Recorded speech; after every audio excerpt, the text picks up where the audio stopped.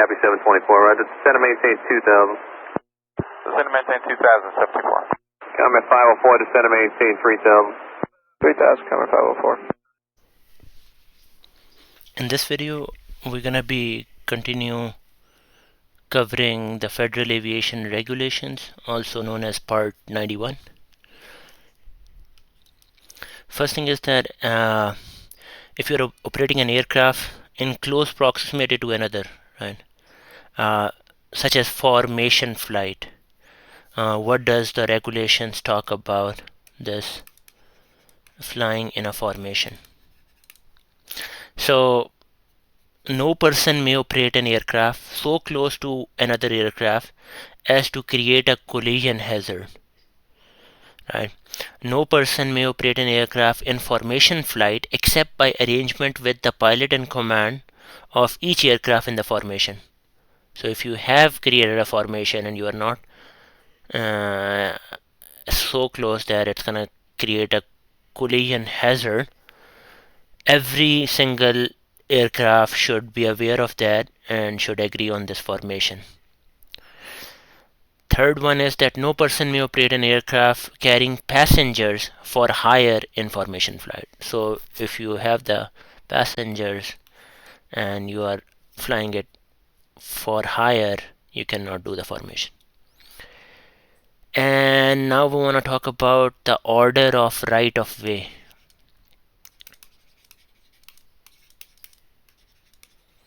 So the acronym to remember is Big R, B, G, A, R. The first one, the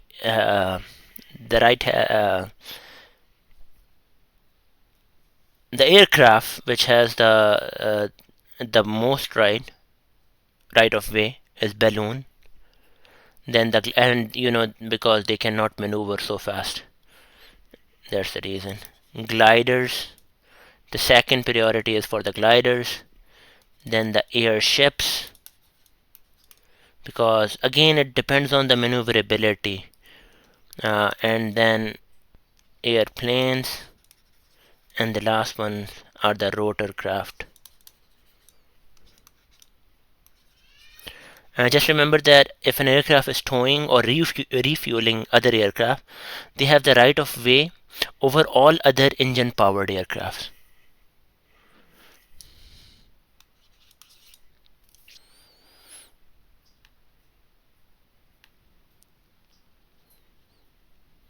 Okay. When would an aircraft have the right of way over all other aircraft? So what would be the situation where you have the right of way over all other ones? The answer is that an aircraft in distress has the right of way over all other air traffic. So whichever aircraft you are in, if the aircraft is like in distress, he's gonna have the right of way over all other air traffic. Now the next one is that the state the required action for each of the aircraft confrontations. So we're gonna be covering these confrontations: the converging, right, then approaching head on,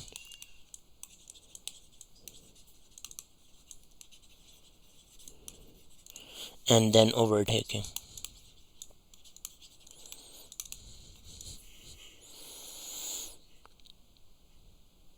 Okay, so there's an aircraft, right, who wants to go and converge here, and there's an aircraft who wants to go and converge here.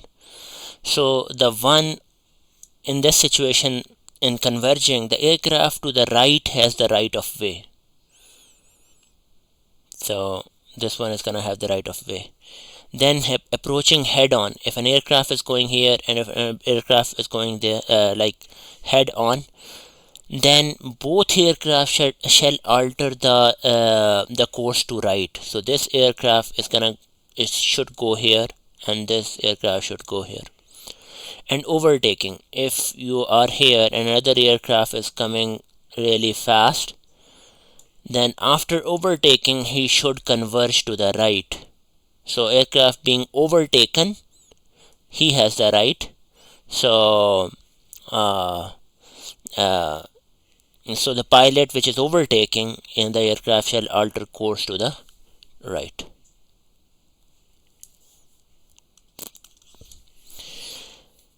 Okay, what right of way rules apply when two or more aircraft are approaching an airport for the purpose of landing? So if the two of them, like two airplanes are trying to land, so the different scenarios are like aircraft on final approach. So if this is the runway and we have an aircraft which is on the final approach, right, it is on the final approach to land, or while landing have the right of way over aircraft in flight or operating on the surface. Just remember that. But remember that like that aircraft should not take the advantage of this rule to force an aircraft off the runway surface which has already landed, or in attempting to make way for an aircraft on the final approach. Okay, when two or more aircraft are approaching for an airport for the purpose of landing, the aircraft at the lower, so let's say if we have an aircraft at this level and an aircraft at this level, the one which has the less altitude has the right of way, but it should again not take the advantage of this rule to cut in front of another aircraft into final approach. Meaning an aircraft is high in altitude, but this aircraft is behind, and this should not take the advantage of the altitude, that I have the less altitude, so I have the right of way. That should not happen, because he's already or almost coming he's on the final and he's actually landing. Okay, unless otherwise authorized or required by ATC, what is the maximum indicated airspeed at which a person may operate an aircraft below 10,000 MSL, 10,000 feet MSL? What, like if you are below this one, what is the maximum speed you can have? You can have up to 250 knots.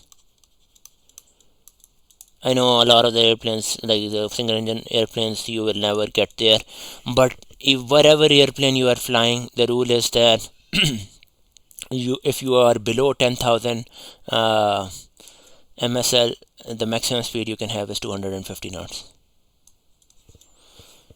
Okay, what is the minimum safe altitude that an aircraft may be operated over a congested area of a city?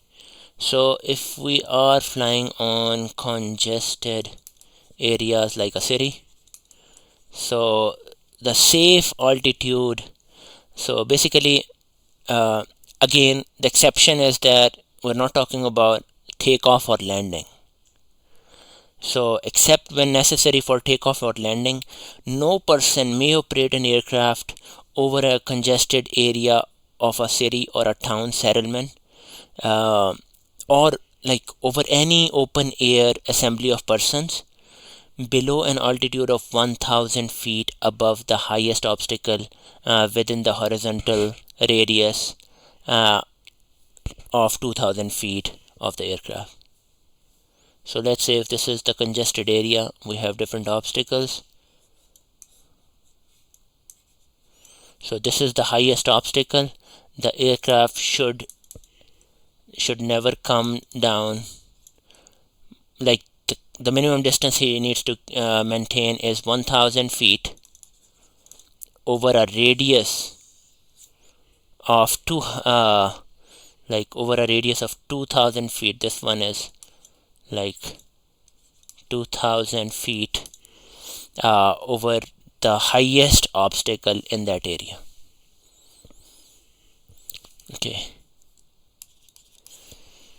Okay, in areas other than the congested area, what minimum safe altitude we can have, right? So other than congested areas, like how low we can come. We can come up to 500 feet, right?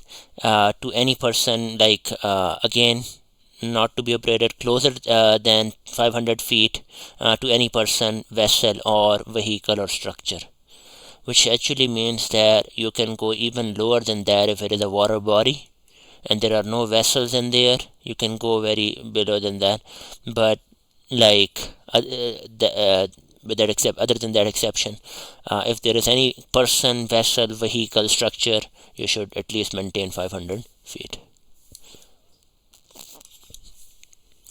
Okay, define the minimum safe altitude.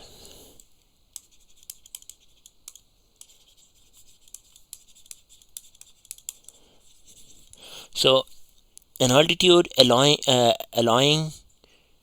if a power unit fails, an emergency landing without undue hazard to persons or property on the surface.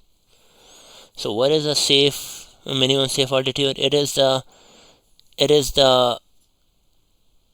altitude which will, if the engine fails, you will be able to like make an emergency landing without any causing any uh, like without causing undue hazard to any person, property. That would be the minimum safe altitude.